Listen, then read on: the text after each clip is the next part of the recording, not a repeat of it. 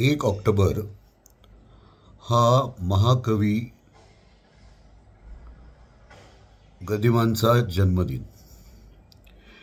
गदिमांच्या मृत्यूनंतर त्यांचे परममित्र असलेले माझे आजोबा भाषाप्रभू पुरुषोत्तम भास्कर भावे यांनी गदिमांच्या आणि त्यांच्या स्नेहबंधावर एक अप्रतिम लेख लिहिलाय, जो झुंबर नावाच्या पुस्तकात प्रकाशित झालाय। त्याचं वाचन मी तुमच्यासाठी करतोय। लेखाचं नाव आहे माडगुळकर आणि मी, पु. भा. भावे। मी आणि माझी बायको पाहत होतो दूरदर्शनवर रविवारी सकाळी दिनांक 17 सप्टेंबर 1978 प्रतिभा आणि प्रतिमा हा कार्यक्रम सुरू होता। अंतराळातून आमच्या कानावर शब्द आले, प्रभात समय पातला, आता जागे व्हा विठ्ठला। ते शब्द ऐकताच आम्ही थरारलो, आमच्या डोळ्यांना पाणी आलं। ते शब्द गदी माडगुळकरांचे होते, कंठ सुधीर फडक्यांचा होता। भावनेने व माधुर्याने तो चिरपरिचित स्वर ओथंबलेला होता। भूपाळीतले ते शब्द सुगंधी होते, पहाटे घमघमणाऱ्या सुरंगी पारिजातासारखे ते वाटत होते। भक्तिभाव त्या शब्दातनं ओसंडत होता। प्रत्येक शब्दावर माडगुळकरांचा ठसा होता। त्यांच्या मुखानं महाराष्ट्रातली संतवाणी बोलत होती। प्रत्येक ओळीतून त्यांच्या प्रतिभेचा साक्षात्कार घडत होता। वाटत होतं क्षणात माडगुळकर मूर्तिमंत माझ्यासमोर उभे राहतील आणि नेहमीप्रमाणे मला हाक मारतील, स्वामी, किंवा म्हणतील दादा, किंवा म्हणतील बुवा। पण छे, आता ते काही होणे नव्हते। माडगुळकर आज आमच्यात नव्हते। ते केव्हाच विठ्ठलचरणी विलीन झाले होते। मन ती गोष्ट मानायला सिद्ध नव्हते। मन पुन्हा ते विद्रूप सत्य झिडकारून टाकत होते। सुधीर फडके गात होते, त्यांचे शब्द आळवीत होते, मी ऐकत होतो। आम्ही दोघेही त्यांचे मित्र होतो। आम्ही दोघेही या जगात होतो, पण गदिमा आमच्यात नव्हते। पहाटेचं फूल आता त्यांच्या विना उमलणार होतं आणि सायंकाळी सुकणार होतं। फडके त्यांच्या विनाच गाणार होते, मी त्यांच्या विनाच त्यांचे शब्द ऐकणार होतो। त्यांनी जे लिहिले ते लिहिले, आता पुन्हा कधी काळी काही ते लिहिणार नव्हते। तोंडातनं शब्द काढणार नव्हते, कधी आम्हाला भेटणार नव्हते। त्यांचा आणि आमचा इहलोकीचा सहवास संपलेला होता। परंतु हा सहवास होता पुरत्या 25 वर्षांचा, थोडा जास्तच पण कमी नाही। 25 वर्ष त्यांचा आणि माझा अगदी घनिष्ठ स्नेह होता। परिचय तर त्याही पूर्वीचा होता। नमस्कार चमत्कारापुरती त्यांची आणि माझी ओळख 1943 सालापासून होती, पण स्नेह जमला 51-52 साली, आणि तो सारखा वाढतच गेला। ओहोटी नसलेली ती भरती होती। त्या वयात सहसा नवे स्नेहबंध जुळत नाहीत, मन निबर होऊन जातात, माणसांवरचा विश्वास उडतो, श्रद्धा ढासळतात।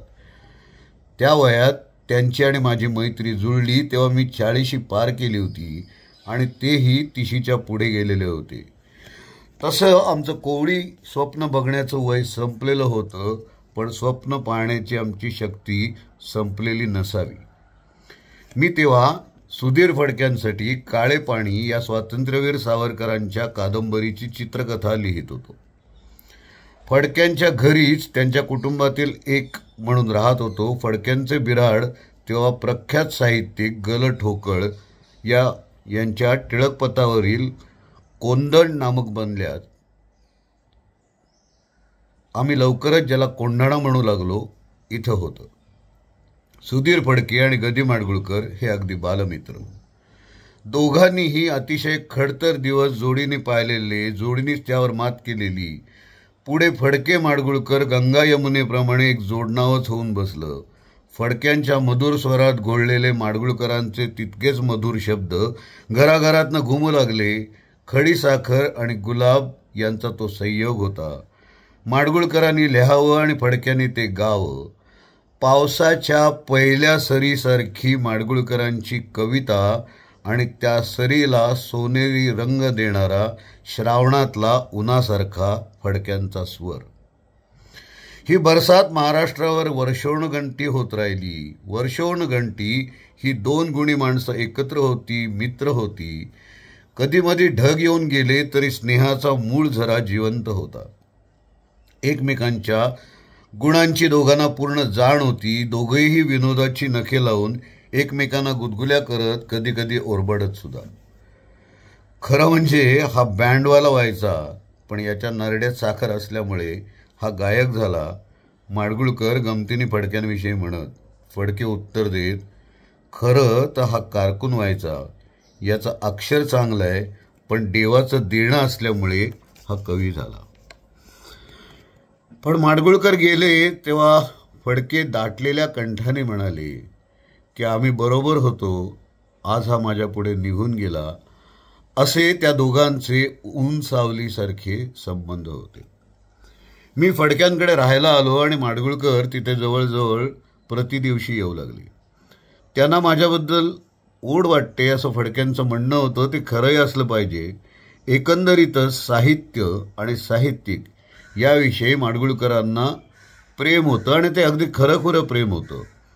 माझ्याविषयी आणि माझ्या लेखनाविषयी तर त्यांना विशेष प्रेम होतं.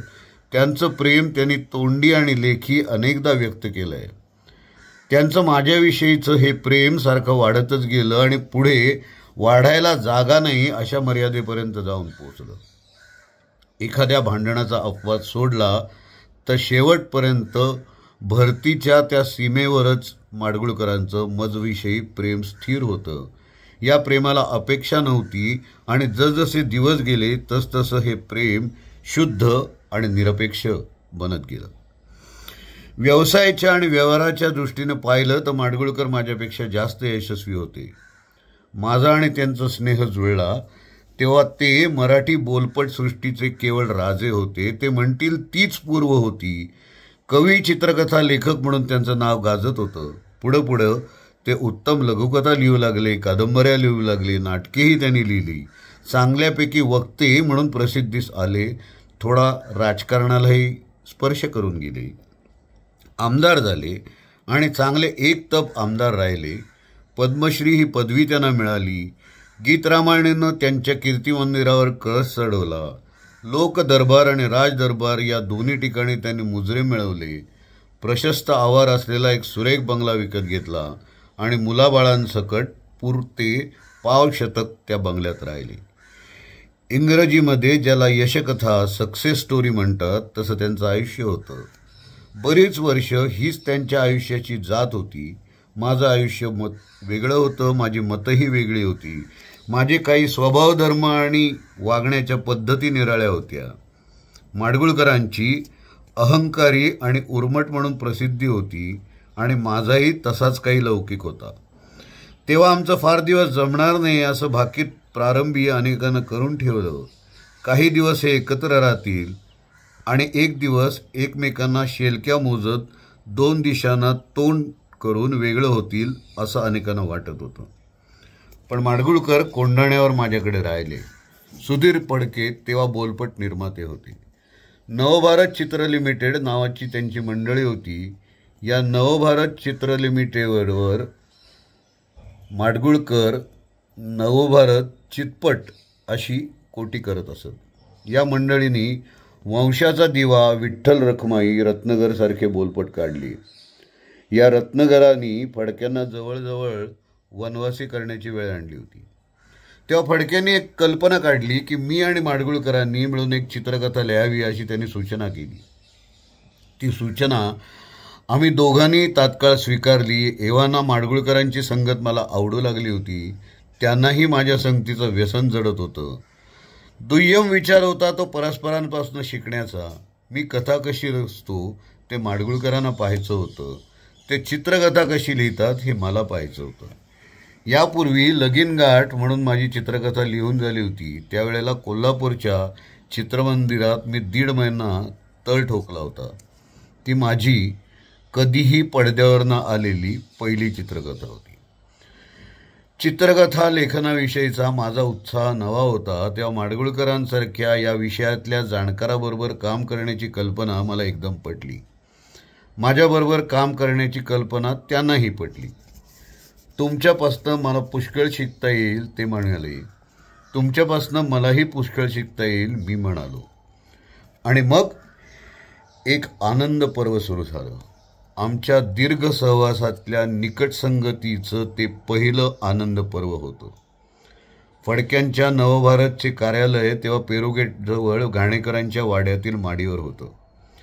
या जागेचा उल्लेख आम्ही दिस ऑफिस असा करत असू. This office will now give us tea, this office will give us cigarettes अशी आमची भाषा होती. तेथेच मी आता राहत होतो. तेथेच आम्ही बसू लागलो. आजचे प्रख्यात लेखक दिग्दर्शक मगोप उर्फ बाबा पाठक तेव्हा आमचे लेखनिक बनले. त्याच काळात मी त्यांना पॅन्थर फाटक हे नामाभिमान बहाल केलं. लिहिणं सुरू झालं. वाद विचार विनिमय सुरू झाले. बैठकी रंगू लागल्या. वास्तुशांत ही चित्रकथा आकारास येऊ लागली. या चित्रकथेला मूळ आधार रणजित देसाई, आजचे नामवंत कादंबरीकार, नाटककार आणि कथाकार यांच्या एका गोष्टीचा. ही कथा फडक्यांनीच निवडली होती. गोष्टीची कल्पना खूप चांगली होती. चित्रकथेसाठी त्या गोष्टीत आम्ही नवी पात्रे, प्रसंग, जागा पुष्कळ घातल्या. दृश्यानुसंधान, कंटिन्युटी लिहून पूर्ण झालं. अर्धे अधिक संवादही आम्ही लिहिले. म्हणजे पॅन्थरांनी ते लिहिले, आम्ही ते सांगितले. तेवढ्यात मी आजारी पडलो. प्रति सायंकाळी थंडी वाजून मला ताप येऊ लागला. तरी ताप येईपर्यंत आम्ही लिहित होतो. माडगुळकर नियमाने माझ्याकडे येत होते. फडक्यांची निकड आणि त्यांचं प्रेम विलक्षण होतं. ते आम्हाला स्वस्थ बसू देत नव्हतं. पण माझं दुखणं वाढत गेलं. ते दुखणं आणि कोरड्या फ्लोरोसिसचं निघालं. प्लेग, इन्फ्लुएन्झा सारखी दुखणी मला होऊन गेली होती. त्यापैकी एक तर दुखणं होतं. संवाद लेखनाचं काम अर्धवट टाकून मला डोंबिवलीला जावंच लागलं. माडगुळकरांना माझ्या दुखण्याची आणि त्याहीपेक्षा त्या दुखण्यात मी मृत्यूविषयी जे काही बोलत होतो त्याची चांगलीच आठवण राहिली. ते मला अनेकदा म्हणत, दादा, त्या दुखण्यात मरणाविषयी तुम्ही जे बोललात ते टिपून ठेवण्यासारखं आहे. असेल सुद्धा. तापाची किंचित धुंदी चढली की माणसाची कल्पना शक्ती तरल होते. मृत्यू तेव्हा आमच्यापासून बराच दूर होता. पण मृत्यूविषयी विचार मी ऐन तारुण्यापासून करत आलोय. मृत्यूविषयी आम्ही दोघं पुढे अनेकदा बोललो. या बोलण्यामुळे आम्हाला दोघांनाही एकमेकांच्या मुखवट्या आडचं अंतरंग कळत होतं. याच काळात माडगुळकरांच्या अनेक लकबी, अनेक स्वभावविषय माझ्या ध्यानात आली. माडगुळकरांना विनोदबुद्धी उत्तम होती. त्यांचा विनोद अनेकदा अभिजात असे, कधी गावरान असे, कधी इरसाल चावट असे. असा चावट विनोद आपल्यापैकी बहुतेक माणसं मित्रांच्या बैठकीत करत असतात. टोपण नावं देण्याची, नाके मुरडण्याची आणि नावं फिरवण्याची त्यांना सवय होती. त्यांच्याच कुटुंबातले एक बनलेल्या नेमिनाथ उपाध्यांना ते सर नेमून डिक्सन म्हणत. नटवर्य माननीय अप्पा विनय काळे आणि बाळ चितळे यांना ते काळूताई बाळूताई म्हणत. सुगंधचे संपादक एकबोटे यांना वन फिंगर पर्सन म्हणत किंवा मालिक अशी हाक मारत. केसरीच्या 20 वाळिंब्यांना 20 वाळिंबे म्हणून हाक मारीत. बेऱ्यांना बेऱ्या, बेरर शब्दाचं अपभ्रष्ट रूप म्हणून उल्लेख करत. चित्रपट कथालेखक गरा कामत आणि प्रकाशक पंडितराव कुलकर्णी या दोघांच्याही चेहऱ्यावर देवीचे वण आहेत म्हणून त्या दोघांना देवीदास पंत अशी उपाधी त्यांनी बहार केली होती. फार काय सांगावं. विद्यावहिनींना सुद्धा ते त्याच विशेषणांनी अधूनमधून हाक मारीत, कारण त्यांनाही त्यांच्या चेहऱ्यावर पुसट का होईना देवीच्या खुणा आहेत. मला तर ते बुवा, दादा, स्वामी, मास्तर, टायगर या सारख्या कुठल्याही नावानी साथ घालत. कवी राजाबड्यांनी रायगडचा राजबंदी नावाचा ऐतिहासिक बोलपट काढला. तो जसा चालावा तसा चालला नाही. या बोलपटाचे संवाद आणि चित्रकथा मी लिहिली होती. या विशेष न चाललेल्या रायगडचा राजबंदीला ते रायगडचा जायबंदी म्हणत. अशा त्यांच्या वेळोवेळी केलेल्या शाब्दिक कोट्या अनेक आहेत. कोटी, कुचाळी, टिंगल, टवाळी सारंच त्यांच्या गमत्या स्वभावाला मान्य होतं. मात्र त्यांच्या माझ्यात ही गंमत एकपक्षी नव्हती. मीही त्यांची यथेच्छ चेष्टा करत असे, खिल्ली उडवत असे. त्यांना लाल डेंगापासून चित्तचक्षू चमत्कारिक पर्यंत अनेक नावांनी हाका मारित असे. असं एवढंच नव्हे तर मी लिहिलेल्या पत्रांवर हीच नामावळी आहे आणि तरीही माझी पत्र त्यांना अचूक पोचत.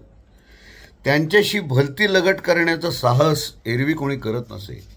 पण या विषयात त्याने मला ताम्रपट दिलेला होता. माझी वडीलकी सर्वार्थाने मानलेली होती. त्यांची चेष्टा करण्याचा पूर्णाधिकार मला देऊन टाकला होता. इथे त्यांचे आणि माझे जमलेले होते, कारण टिंगल, टवाळी, वात्रटपणा माझ्याही स्वभावात भरपूर होता. आमच्या 25 वर्षाच्या सहवासात केवळ आम्हालाच दोघांनाच कळतील असे कितीतरी खुणीचे शब्द उत्पन्न झाले होते. Bandung, Dreadnought. सध्या त्यानं एक नवं ड्रेडनॉट चालवायला घेतलंय असा उल्लेख ते एका निर्मात्याविषयी आणि नटीविषयी करत. दिवा नसलेली इमारत, glass with care, Parvati, Masti Venkatesh, झिपडुद्दीन Ahmad, चिपडुद्दीन Ahmad, शेण्या बैल, पालथी, मूल, पंतलू, पंड्या हे त्यापैकी काही होत. ह्या प्रत्येक शब्दाला काही संदर्भ आणि काही इतिहास होता, काही एक विशेष वेगळा अर्थ होता. तो शब्द उच्चारला की कुठला तरी प्रसंग आम्हाला दिसू लागे आणि आठवणीने हसू फुटे. त्यांच्यावर कर्करोगासाठी शस्त्रक्रिया झाल्यानंतर मी त्यांना भेटायला गेलो आणि वर दिलेल्या शब्दांपैकी काही शब्द संधीतल्या नावाप्रमाणे उच्चारले. मात्र ते त्याही अवस्थेत खळखळून हसू लागले. हसणं आणि हसवणं माडगुळकरांचं फार मोठं सामर्थ्य होतं. त्यांच्या सहवासात लांब चेहरा करून बसणं फार वेळ शक्य नसे. मी सुधीर फडकेंच्या दिस ऑफिसमध्ये प्लुरसीनी आजारी असताना त्यांनी मला देव पावला या त्यांच्या बोलपटाची गोष्ट सांगितली आणि त्यातल्या पाणक्याच्या म्हणजे दामोअण्णा मालवणकर यांच्या तोंडी असलेले त्यांच्या हनुमंता नावाच्या मरतुकड्या घोड्याला उद्देशून म्हणाले, देव पावला रे हनुमंता, मनासारखं होईल सारं. ही ओळ म्हणून त्यांनी अशी तान मारली की माझी हसता हसता पुरेवाट झाली. माझ्या डोळ्यासमोर पाणी घेऊन चाललेले ते जरत्कारू घोडे, त्याची माकणी, तिराळ्या डोळ्यांचे दामोअण्णा मालवणकर मूर्तिमंत दिसू लागले. त्या पिडलेल्या पाणक्या आपल्या घोड्याला आश्वासनं कसली देत होता तर बरं दिवस आल्यावर चांदीची तुझ करून माकणी, सावलीतून भरू पाणी. म्हणजे भरायचं पाणीच, पण ते सावलीतनं भरायचं आणि माकणी करायची ती चांदीची.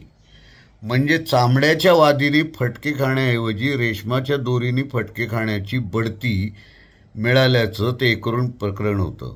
माडगुळकरांनी मला ते खूप रंगवून सांगितलं आणि माझी हसता हसता पुरेवाट झाली. चांदीची तुझं करू नि माकणी, सावलीतून भरू पाणी ही तेव्हापासनं आमच्यातली एक खुणेची ओळ होऊन बसली. तीच गोष्ट शंकरजमची. जुन्या कार्लेकर, पटवर्धन वगैरे सर्कशीतनं वाघ, सिंह, सिंहिणींची राम, सीता, शंकर यासारखी नावं असत. पेटवलेल्या चिन्हांच्या वर्तुळातनं उड्या मारण्याचा एक खेळ त्या हिंस्त्र प्राण्यांना चापकाच्या धाकानं मुकाट सहन करावा लागे. आपल्या संसाराच्या खेळाचं वर्णन करताना त्या बापुडवाड्या झालेल्या वाघ सिंहिणीची आठवण करून देत माडगुळकर म्हणत, अहो काय सांगू दादा, बायको म्हणते घराला तेलिया रंग द्यायचा आहे, शंकर जंप की निघाला शंकर उडी मारायला. पोरं म्हणतात कपड्यांना पैसे पाहिजेत, पुस्तकांना पैसे पाहिजेत, शंकर जंप की घेतली शंकरनी उडी. साबणाची कोरी वडी सकाळी काढली की संध्याकाळपर्यंत तिची नुसती चिंचोक्या एवढी घास राहते हो दादा. इतकी माणसं घरात आहेत, मग पुन्हा शंकर जंप. न उड्या मारून सांगतो कोणाला, पैसे तर पाहिजेत ना स्वामी, कितीही पैसे आणा पुरत नाहीत. तर असे हे शंकर जंप, तोही आमच्या खुणेचा शब्द होऊन बसला. मी कधी त्यांना थकलेलं दिसलं की मी विचारित त्यांना की शंकरला खूप उड्या मारायला लागत काय हो? तर ते म्हणायचे, yes, Shankar has to jump and he has been jumping like this all his life. होय महाराजा, शंकरला खूप उड्या माराव्या लागत आहेत आणि जन्मभर तो अशाच उड्या मारत आलाय.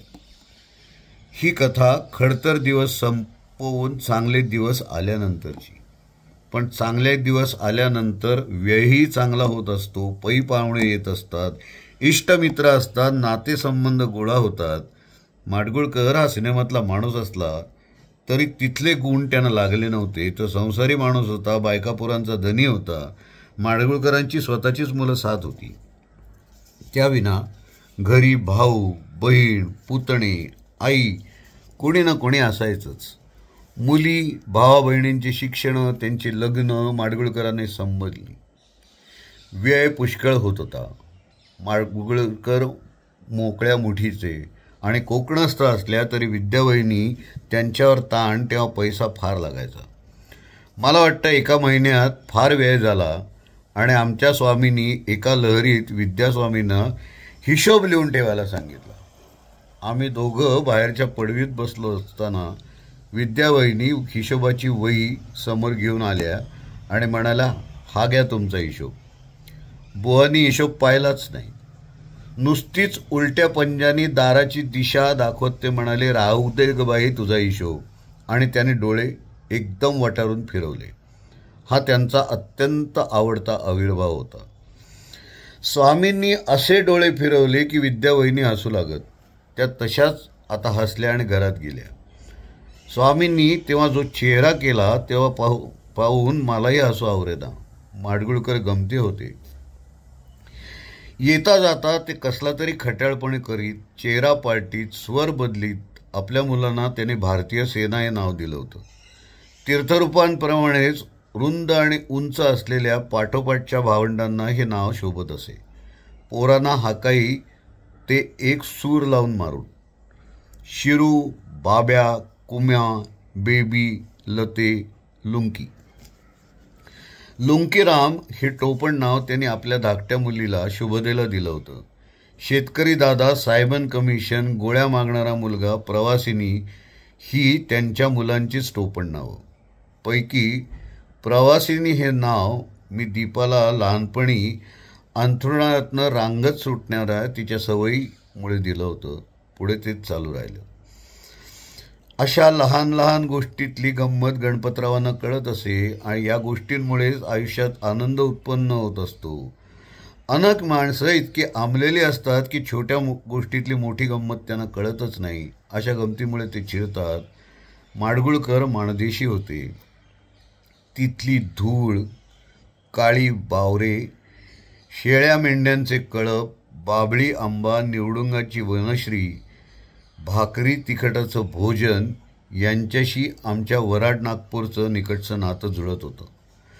पुण्या मुंबईची परीडगडी संस्कृतीही त्याच्यातला गावरान माणूस नाहीसा करता आला नव्हता. ते गोष्टी वेल्हाळ होते. माणसांचे कोंडळे भोवती जमून नाना प्रकारच्या गप्पा मारणं त्यांना आवडत असे. ते नाना प्रकारच्या कथा काढण्या सांगत. अशा बैठकी ते फार रंगवीत. माडगुळकर उत्कृष्ट कवी होतेच, पण ते फार मोठे नट आणि नकलाकार होते. प्रत्येक नट हा नकल्या नसतो आणि प्रत्येक नट नकलाकार नसतो. या दोन्ही कला संबंधित आहेत पण एकरूप नाहीत. माडगुळकरांना या दोन्ही कला उत्तम प्रकारे अवगत होत्या. केवळ हलकी फुलकीच भूमिका नव्हे तर एखादी फार अवघड भूमिकाही ते सहज पेलवून दाखवीत. हे कर्म कठीण आहे. वेडी वाकडी तोंडे करून हशे वसूल करणाऱ्या सामान्य नकल्याला हे झेपण्यासारखं नाही. माडगुळकर नकलाकार म्हणूनही सामान्य नव्हते आणि नट म्हणूनही सामान्य नव्हते. ते अभिजात नट, अभिजात नकलाकार होते. नकलाकार म्हणून त्यांच्या तोडीस तोड देईल किंवा त्यांच्यापेक्षा किंचित सरस सरेल असा मी एकच नकलाकार पाहिला आहे आणि त्याचं नाव श्री श्री भोंडे. अन्य नकले माडगुळकरांच्या पासंगालाही पुरत नाहीत. नकलांचे एकपात्री प्रयोग माडगुळकरांनी सुरू केले असते तर भल्या भल्यांना त्यांच्यासमोर उभं राहणं कठीण झालं असतं. हुतात्मा संभाजीचे संवाद चुकत माकत तोंडातनी वारा ओढत आवेशाने एक पाय पुढे आपटत म्हणणाऱ्या शाळकरी मुलाची माडगुळकरांनी केलेली नक्कल त्यांच्या बैठकीतल्या अनेकांनी पाहिली आहे. नकलाकार म्हणून माडगुळकरांचं सामर्थ्य सिद्ध करायला ही नक्कल पुरेशी होती. बोलविता धनी नामक राजा ठाकूर यांनी दिग्दर्शित केलेल्या एका जुन्या बोलपटात माडगुळकरांनी एका खाणावलवाळ्याची भूमिका केली. ती भूमिका करताना ते पिसे भरल्यासारखे खदखदून हसलेत. हे हसणं ज्यांनी पाहिलंय त्यांना सहजासहजी विसरता येणार नाही. केवळ एक फार मोठ्या शक्तीचा नटच असं करू शकतो, असं हसू शकतो. येरागबाळ्याचं ते काम नाही. हास्य आणि करुण दोन्ही रस ते लीलयेनं खेळवत. गमतीची भूमिका ते सहजतेने करत, त्या सहजतेने ते संयमी आणि गंभीर भूमिका वठवीत. कवी, चित्रपटा लेखक म्हणून माडगुळकरांनी एका परीने नट आणि नकलाकार माडगुळकरांना झाकून टाकलं होतं. परंतु वास्तुशांतीच्या निमित्ताने आमच्या घंटोघंटी बैठका झाल्या. त्या बैठकीत हा माणूस मोठा नकलाकार, मोठा नट असल्याचा साक्षात्कार मला घडला. म्हणून आमच्या जोडविकानातून माझ्या संगम या गोष्टीवर रचलेली कथा पुन्हा एकदा आम्ही दोघांनी मिळून लिहिली. सौभाग्य ही चित्रकथा बाहेर आली तेव्हा त्यातील नायकाची भूमिका मी आग्रहाने माडगुळकरांकडे सोपवली. जोडविकान हा शब्द स्वामींच्याच टांगसाळीतला. माझ्या भाषाशुद्धीची थट्टा करण्यासाठी त्याने तो घडवला. पण थट्टा करता करता माझे विकान, सहस्त्र असे शब्द त्यांच्या तोंडून सहज उमटू लागले. नायिकेचं काम करणार होती निरागस गोडव्याने नटलेली बेबी शकुंतला. छोटीशी गोरी गोमटी नायिका आणि धिप्पाड मांडीशी रंगाचे माडगुळकर हे नायक, ही कल्पनाच अनेकांना हास्यास्पद वाटली. अहो, हे जोडपं विजोड दिसेल, अनेकांनी आक्षेप घेतला. त्यावर मी उत्तर दिलं की ही विजोड जोडप्याचीच कथा आहे. प्रेमभंग झालेल्या, प्रियकरांनी फसवलेल्या एका सुंदर आणि बाबड्या मुलीचं मन तिचा फार मोठ्या काळजाचा नवरा कसा जिंकतो त्याविषयीची ही कहाणी आहे. तेव्हा नायिकेच्या भूमिकेसाठी जशी शकुंतलेसारखी दुसरी नटी नाही, तसं नायकाच्या भूमिकेसाठी माडगुळकरांसारखा दुसरा नट शोधून सापडणं कठीण आहे. माझं म्हणणं फार चांगली समज असलेले कला दिग्दर्शक आणि सहकार चित्रचे एक नेते केशवराव महाजनी यांना बरोबर समजलं.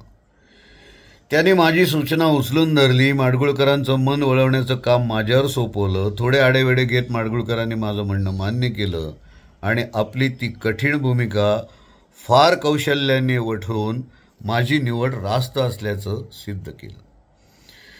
इथं फार बारकाईनं आपल्या भूमिकेचा विचार करणाऱ्या नट माडगुळकरांविषयी मला एक गोष्ट आठवते. आपलं प्रत्येक पात्र कसं बोलेल, त्याने कसं बोललं पाहिजे याविषयी लेखकाची एक कल्पना असते.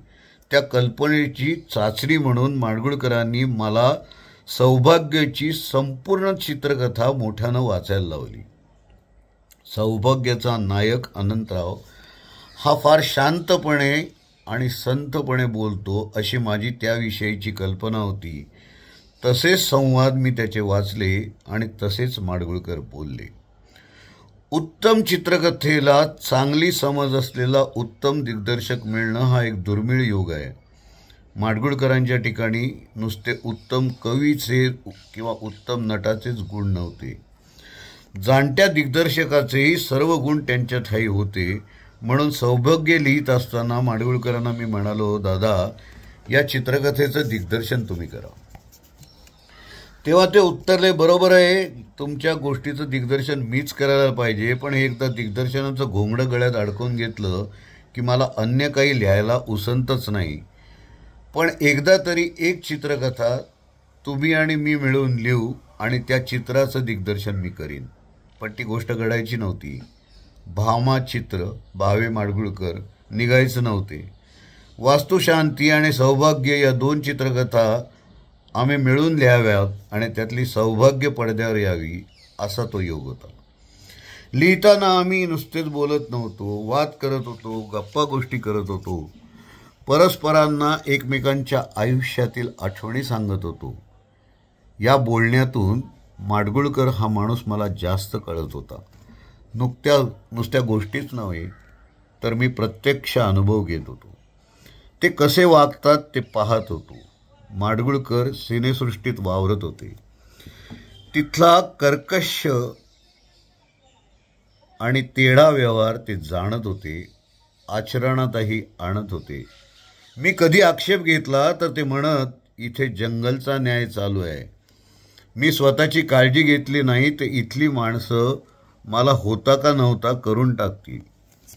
पुढे बोलण्याला विनोदी डूब देत, तुमचं एक ठीक आहे, तुमची विदर्भात शेती, धंतोलीवर बंगला, जागोजाग मित्र आहेत, माझं तसं नाही. मित्राशी बोलण्यात त्यांची काही ठराविक पालुपदे असत. ते त्यांच्याशी बोलताना पुन्हा पुन्हा वापरीत. विदर्भात शेती, धंतोलीवर बंगला हे त्यांचं माझ्या विषयातलं पालुपद होतं. तसेच स्वामी तो स्वच्छंदी माझ्या गावोगाव भटकण्याला उद्देशून त्यांनी एवढं म्हटलं की मी लगेच उत्तर देत होतो, गुलाम पोटाचे बंदी हा संवाद आम्ही सहस्र वेळा म्हणला असेल. माझं काही खरं नाही हे त्यांचं एक द्रुपद होतं. राहून राहून ते द्रुपद गमतीनं आळवत असत. पण माडगुळकर केवळ गमते नव्हते. अनेकदा ते गंभीरपणे बोलत, अंतर्मुख होऊन विचार करीत. स्वतःच्या ठिकाणी असलेल्या दोषांचीही त्यांना जाणीव होती. वयाबरोबर ही जाणीव वाढत गेली. माडगुळकरांशी माझा प्रथम परिचय झाला त्या काळात ते चांगले संतापी होते.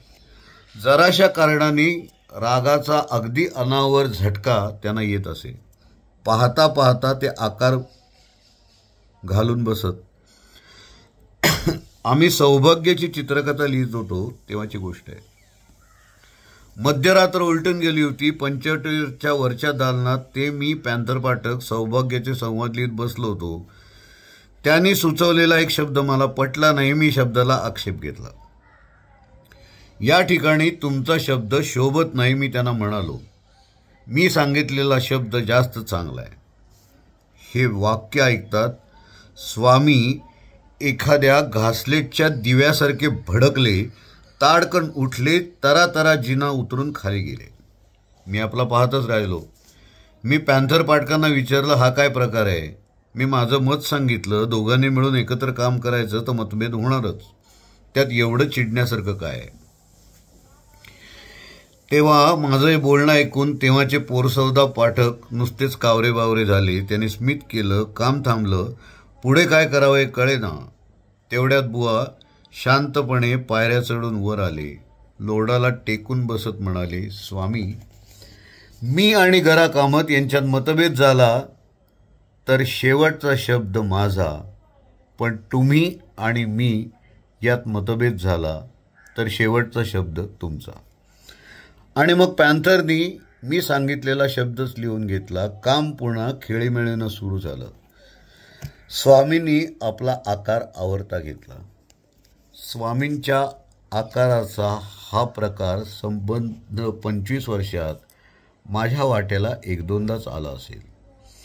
पण अन्य माणसांना रागाच्या तिरमिरीत अगदी फाडून खात कुठल्याही फार गुणी कलावंताच्या ठिकाणी असतो तसा दर्प आणि अहंकार बुवांच्याही ठिकाणी होता.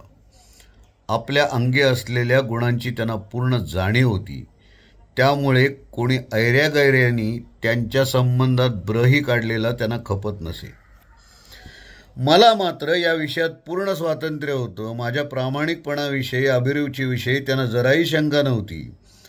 त्यांना केवळ स्वतःच्या गुणांची जाणीव नव्हती तर अन्य माणसांच्या अंगी असलेले गुणही ते तत्परतेने ओळखीत. त्याविषयी मुक्तकंठाने बोलत. माझ्याविषयी कौतुकाने बोलण्याचा कंटाळा तर त्यांना कधी आलाच नाही. मी भाव्यांच्या प्रतिभेचा भक्त आहे, इथवर ते माझ्याशी बोललेले आहेत, माझं विषयी बोललेले आहेत. दुसऱ्या एका समकालीन लेखकांनी इतकं स्तुतीपर बोलायला खूप मोठी शक्ती लागते. ती शक्ती माडगुळकरांच्या ठिकाणी होती. या खडकासारख्या बलाढ्य माणसासमोर अनेकांची डोकी फुटली असतील, मला मात्र तिथून पाझरणारे स्नेहाचे निर्मळ पाणीच मिळत गेले. माझे आणि माडगुळकरांचे जमत गेले, आमचे प्रेम वाढत गेले. प्रारंभी हे बॉटल ब्रदर्स म्हणजे बाटली बंधू आहेत, मदिरा मित्र आहेत, लवकरच यांचं वाजेल या आशेत काही माणसं गुंग होती, पण ती आशा फोल ठरली. खाणं पिणं सारख्या कुठल्याही क्षुद्र मोह आमच्या मैत्रीचा आधार नव्हता. एरवी ती मैत्री पाव शतक अखंड टिकली नसती. या काळात आपापले काम साधण्यापुरती पुष्कळ माणसं माडगुळकरांकडे आली आणि काम होताच दिसेनाशी झाली. आमच्या संबंधात मात्र कुठे खोट नव्हती, कारण आमच्या संबंधात कुठे स्वार्थ नव्हता. माझ्याकडनं माडगुळकरांना काही मागायचं नव्हतं आणि मलाही त्यांच्याकडनं काही मागायचं नव्हतं. अपेक्षा होती शुद्ध स्नेहाची, संगतीच्या आनंदाची. या आनंदात मद्याचा जो काही आनंद असेल त्याची भर आम्ही कधी कधी घालत असू, पण मद्यपान हे आमच्या मैत्रीचं कारण नव्हतं, कार्यही नव्हतं. आमचं इतकं आणि इतकी वर्ष जमली त्याचे कारणं वेगळी होती. वरवर पाहणाऱ्याला आज ना उद्या आमचे फाटेल असं वाटणं साहजिक होतं. माडगुळकर पूर्वायुष्यात तरी रागीट होते आणि मीही काही शांत नव्हतो. आमचे राजकीय मतभेद अगदी आहीन नकुलवत होते. माडगुळकर हे खादीदारी काँग्रेसवाले. 42च्या चळवळीपासून त्यांचा काँग्रेसशी प्रेमसंबंध होता आणि मी होतो हिंदुत्वनिष्ठ सावरकरवादी. एवढ्या एका कारणासाठी आमचं बिनसायला चिंता नव्हती, पण तसे ते बिनसलं नाही. आमचे राजकारणावरनं वाद होत, पण ते तात्पुरते आणि कधी काळी. मतापेक्षा मी माणूस आणि त्याचे गुण नेहमीच महत्त्वाचे मानत आलो. राजकीय मतभेदापायी स्नेहसंबंध नासून टाकणं हे मला करंटपणाचं लक्षण वाटतं. माणसांचे चेहरे आणि मते वेगवेगळे असणारच, त्यासाठी कोणी कोणास वाळीत टाकण्याचं कारण नाही. राजकारण आणि समाजकारण आपल्या जागी ठेवून अन्य ठिकाणी स्नेहसंबंध जपले तर समाजात आणि राजकारणात ही ते टिकतात. राजकारणात आता इतका विखार माजला आहे, द्वेषाला इतका विखार माजलेला आहे.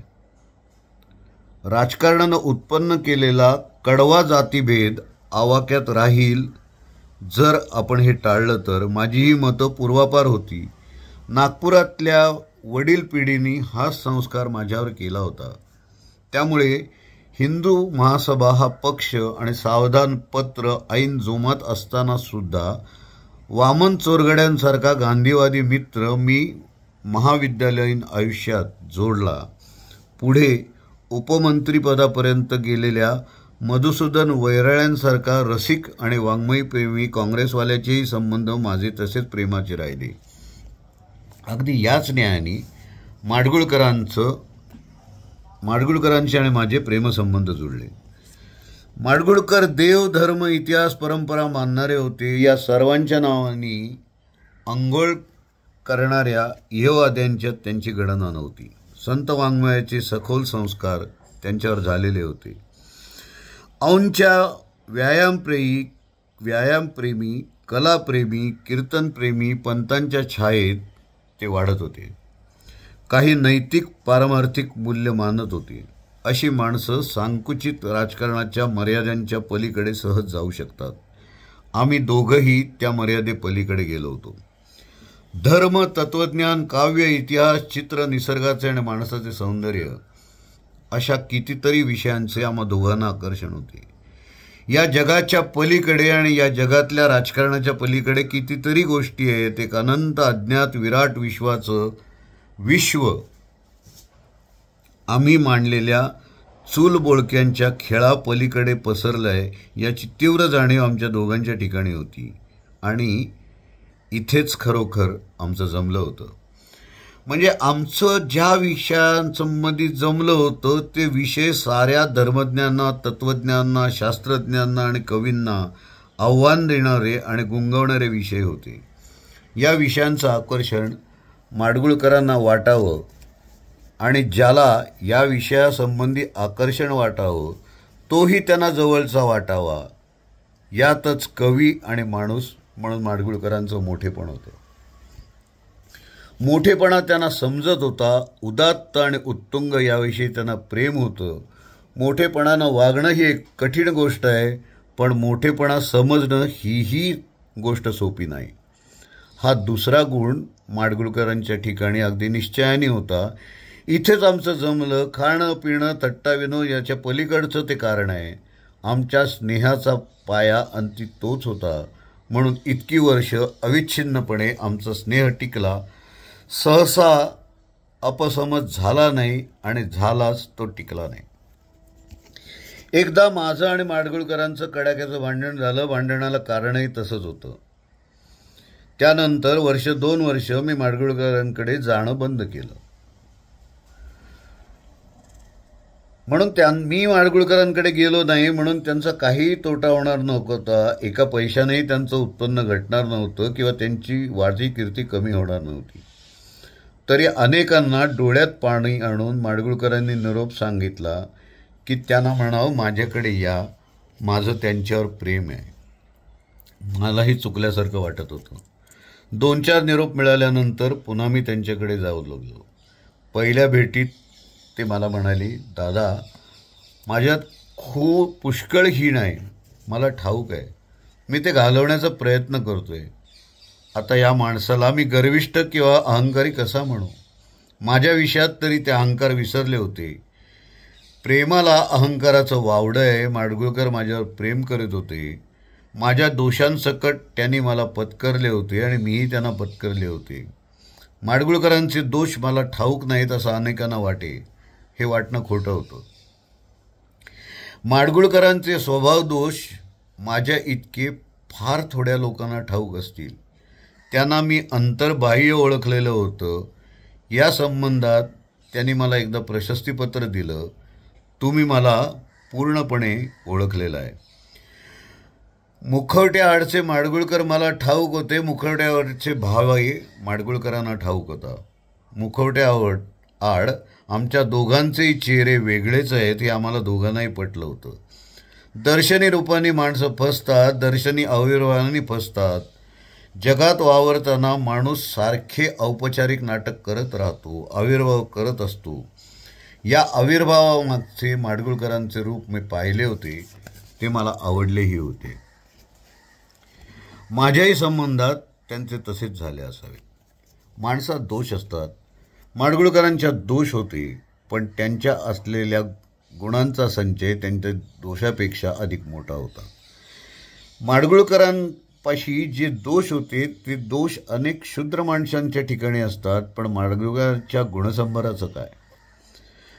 फार मोठा कवी, नट, लेखक, नकलाकार, वक्ता, चित्रकथा लेखक, कुटुंब पोषक हे माडगुळकरांचे गुण आहेत. हे गुण एकत्रितपणे आणखी किती जणांच्या अंगी आहेत? त्यांचं जागा घेऊ शकणारं आज पुण्यात कोणी आहे काय? महाराष्ट्रात तरी आहे काय? मला कोणी दिसत नाही. माडगुळकरांविना मला पुणे ओस वाटतं. 10 दिशा सुन्या वाटतात. माझे जवळचे संबंध अनेक साहित्यिकांशी येऊन गेले, पण माडगुळकरांशी माझं जमलं तसं माझं कोणाशीही जमलं नाही. अशा बैठकी कुठे रंगल्या नाहीत, अशी बोलणी कुठे झाली नाहीत. गेली 25 वर्षात मी त्यांच्याच घरचा एक होऊन गेलो होतो. तेही माझ्या घरचेच झाले होते. माझ्या नागपूरच्या बंगल्यात ते आप्पा काळे, गोविंदराव तळवलकरांसमोर राहून गेले. मी कितीदा तरी त्यांच्याकडे राहिलो, कितीदा तरी जेवलो, याची तर गणतीच नाही. भाकरी, कांदा, तेल, सांडगा या खाद्य पदार्थांच्या विषयातही त्यांचं माझं जमत होतं. एकदा असं सकाळचं फिरणं झाल्यानंतर आम्हाला कडकडून भूक लागली आणि माडगुळकरांनी माडगुळून आणलेल्या बाजरीच्या भाकरीवर हिरव्या तिखटासंगे आम्ही हात मारला. पुण्याला माझा सपत्नीक सहवास असला म्हणजे विद्यावहिनींसह असे संध्याकाळचे ते आमच्याकडे येत. भोजनासमोर गप्पा गोष्टी होत. रात्री 2-2:30 चालू राहत. रस्ते शांत होत. शेजारी घरे अंधारात बुडालेली असेल तरी त्या नीरव शांततेत आमचं उंच स्वरातलं बोलणं चालूच असे. पहाट एकदा तोंडावर आली की आम्ही त्यांना पोचवायला वाकडेवाडीपर्यंत जात असू. आम्हाला पोचवायला परत ते घोलेपथापर्यंत येत असत. अशा आमच्या फेऱ्या कित्येक. विद्यावहिनींचं आमच्यावर माडगुळकरांनी इतकंच प्रेम होतं. त्यांना सगळीच माणसं आवडतात असं नाही, पण माझा त्यांनी कधीही कंटाळा केला नाही. आमच्या स्नेहाला आणि फिरण्याला भटकण्याला त्यांनी नेहमी उत्तेजन दिलं. जमेल त्यात सहभागी घेतला. आमच्या बुवांना पाय वापरण्याचा प्रारंभी कंटाळा होता.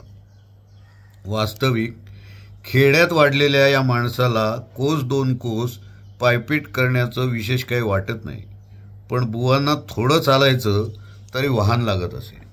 घरातून बाहेर पडले की लागलीच ते भाड्याच्या स्वयंप्रेरिकेसाठी हात उभारत. त्यांचे हे वाहन वेळ वास्तुशांतीचं लेखन चालू असताना माझ्या ध्यानात आलं होतं. मी त्यांना म्हणायचो, स्वामी, टिचभर अंतर आहे, तुम्ही टॅक्सी काय मागवता? त्यावर त्यांनी मला उत्तर दिलं, मूळचा मी भिकारी आहे, पण माझ्या सवयी सरदाराच्या आहेत. मला मोटर लागते, चालायचा मला कंटाळा येतो. मला चालायला फार आवडत असे. माझे लहानपण बुवांपेक्षा फार चांगल्या अवस्थेत गेले तरी प्रतिदिनी 4-5 कोसांची रपेट केल्याशिवाय मला बरं वाटत नसे. चालण्याची एक धुंदी असते. शांत वाटेने झपाझप चालताना माणसाची तंद्री लागते. वाहनातून गर्वानं जाणाऱ्याला पलटं जग नीटसं दिसतच नाही. पादचाऱ्याला ते स्वच्छ दिसतं.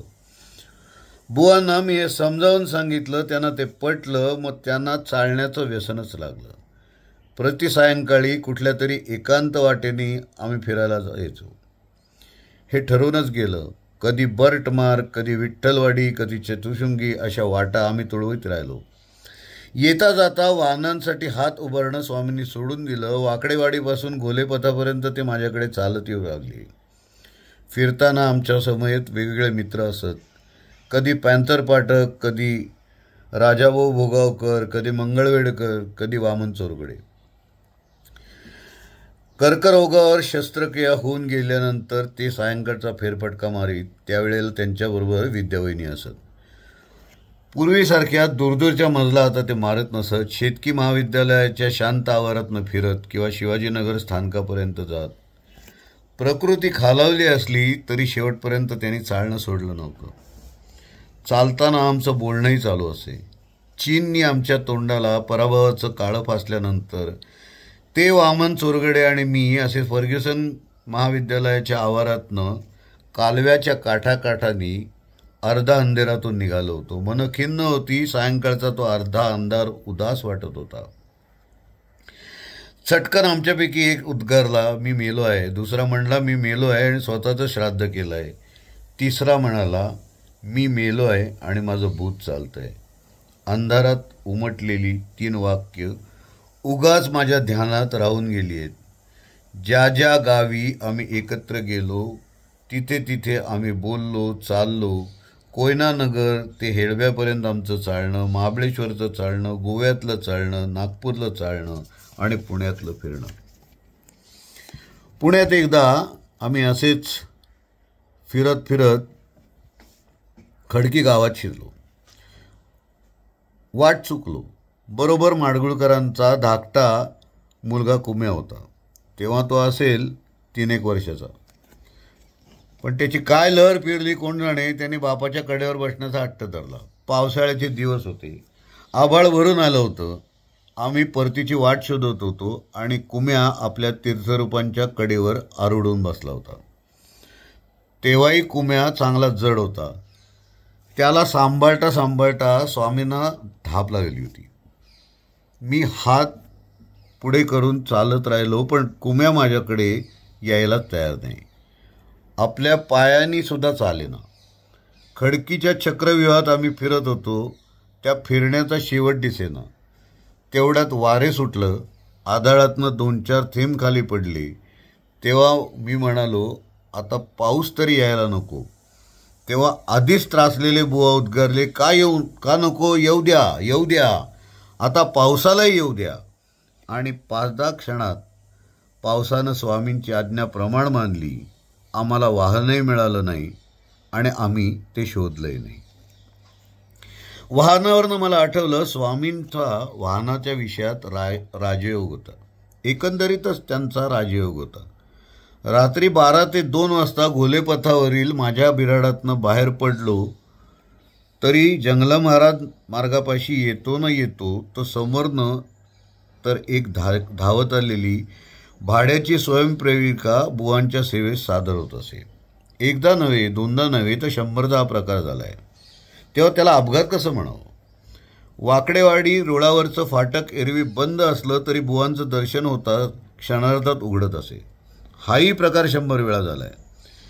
एरवी समोरचं तो उघडे फाटक मी दिसताच बंद व्हावं आणि मोकळे वाहन दुसऱ्या कोणाला तरी बळकावून फर्रकन निघून गेल्याचं मी पाहावं, हा माझ्यासारख्याचा योग होता. पण स्वामींवर दैवदैवतेचा वरदहस्त होता. एरवी गुणी माणसं पुष्कळ असतात. खडतर दारिद्र्य अनेकांना भोगावं लागतं. त्या दारिद्र्यातनं ती कधी वर येत नाहीत. त्यांच्या गुणांचं चीज होत नाही. आमरण ती कष्टाच्या आणि उपेक्षांच्या गर्तेत पिचत राहतात. बुवांचं तसं झालं नाही. प्रारंभीचं त्यांचं आयुष्य कष्टाचं गेलं खरं, पण पुढे ते यशाची आणि कीर्तीची शिखरामागून शिखरं सर करत गेले. साधी मॅट्रिकची परीक्षा त्यांच्या पदरात पडू शकली नाही. पण पुढे मोठ्या मोठ्या प्राध्यापकांना, विद्यार्थ्यांना त्यांनी जे लिहिलं ते पठण करावं लागलं. त्यांनी उत्तम पद्य लिहिलं, उत्तम गद्य लिहिलं. त्यांचं गीत रामायण घरोघर गेलं. महाराष्ट्रात सकाळ उजाडत असे तीच मुळे त्यांचे शब्द आणि सुधीर फडक्यांचा स्वर घेऊन वर्षोगंटी आकाशवाणीनी महाराष्ट्राला ही अशीच जाग आणली. सर्वसामान्य साहित्यिकांच्या स्वप्नात नसेल इतकी संपत्ती त्यांनी आपल्या लेखणीच्या बळावर मिळवली. रंकाचे ते पाहता पाहता राव झाले ते केवळ शब्दांच्या बळावर. त्यांच्या लेखनाची बैठक मी अनेकदा पाहिलेली आहे. अतिशुभ्र चादरीच्या गादीवर ते लोट तक्क्या घेऊन पेशवाई बैठक मारत. चित्रकथा ते तोंडाने सांगत आणि लिहिणारे ते लिहून घेत. ते जेव्हा लिहित तेव्हा मोत्यांच्या निळ्या ओळी झराझर शुभ्र कागदावर उमटत जात. कागद त्यांना उत्तम पांढरा लागे. झरणी उंची पारकरची लागे. त्यांच्या धोतर कुडत्याचा वेशही बिंडाक पांढरा असे. सुस्नात आणि सुशीलभूत होऊन ते लिहू लागत. अडखळणे, थांबणे, खोडणे त्यांना ठाऊक नव्हते. शब्दांच्या रसाळ पंक्ती हात जोडून त्यांच्यासमोर उभ्या असत.